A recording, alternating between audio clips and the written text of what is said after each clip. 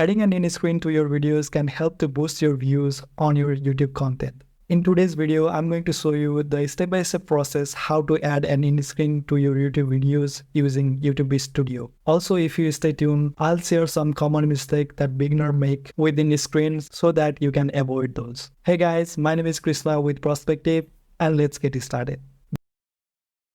Before we jump into the YouTube Studio, make sure that you have a 5 to 10 seconds at the end of your videos to put in cards. You will want to include your videos, a subscribe button, or maybe another video or playlist so that people can click on them. You can either talk during this time or use an indie screen like I do at PerspecTube. If you don't know how to make one, we have a dedicated video which shows a step-by-step process how to create one. You can click on the screen right now. You can click on the card over here. There is also a link in the description box below. So check out that tutorial on how to make an indie screen for free. It's super quick and very easy. Now let me explain how to add indie screen from your YouTube Studio. First, I'll show you how to do this when uploading a new video. Open the YouTube Studio, start on the detail page of your video. Go to the video element sections by clicking on it or by pressing next until you reach it. Once you're there, click on add an indie screen. If you don't have any indie screen set up yet, you won't see the import from your video button.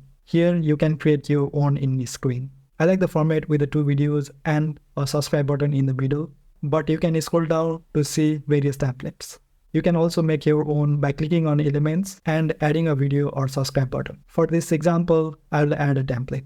You can still move things around after selecting the templates. Now you can see we have a few elements, the subscribe button in the middle and the 2 videos as a placeholder. A video that is best for the viewers and a video for your most recent upload. You can change or delete any of these items by selecting and hitting delete on your keyboard. Next, you can also adjust the positioning of each element. While moving, if an element turns red, it means it is overlapping and we can't save that one. From here, you can add up to 4 videos, subscribe buttons. Make sure nothing overlaps or otherwise you won't be able to save your changes. Next is timeline. I have extended each element to be as long as possible, which is 10 seconds for this video. If you want them shorter, drag them to the desired length. For example, you can set them to display for 5 seconds from the 25-second mark to the 30-second mark. You can also preview by hitting the play button over here. Typically, you will have an indie screen card over here and you can promote any video you like. Now let's see how to add indie screen to already uploaded video. To add an indie screen to an already uploaded video, click on that video in the YouTube Studio. Scroll down on the right hand side and click on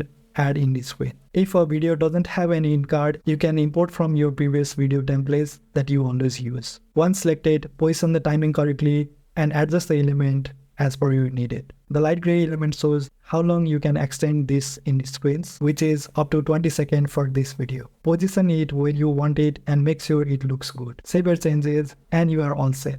Double check by watching the end of your videos on YouTube just to be ensured that your indie screens are attached with the video. The indie screen elements are clickable, allowing viewers to watch the next video or subscribe to the YouTube channel just by clicking on it. And a list of mistakes while adding indie screen as a beginner we do. The first one is not leaving enough time. Plan for a 5 to 10 second buffer at the end of your video. Ensure no elements overlap by checking the preview. And another one is not customizing indie screen. Customize indie screen to fit the context of your each video. And another one is ignoring best for viewers and most recent upload. You can utilize these options for the better viewers engagement. Too many elements is another problem. Limit to maximum of 4 to keep it clean. Improper timing and not testing the indie screen. You should align the indie screen timing for your each of videos. Also preview the indie screen to ensure it looks and functions correctly. If this video helped you, leave a like and click on the screen to watch next video with more YouTube tips and tricks to help to level up your videos. See you on the next video. Until then, stay creative.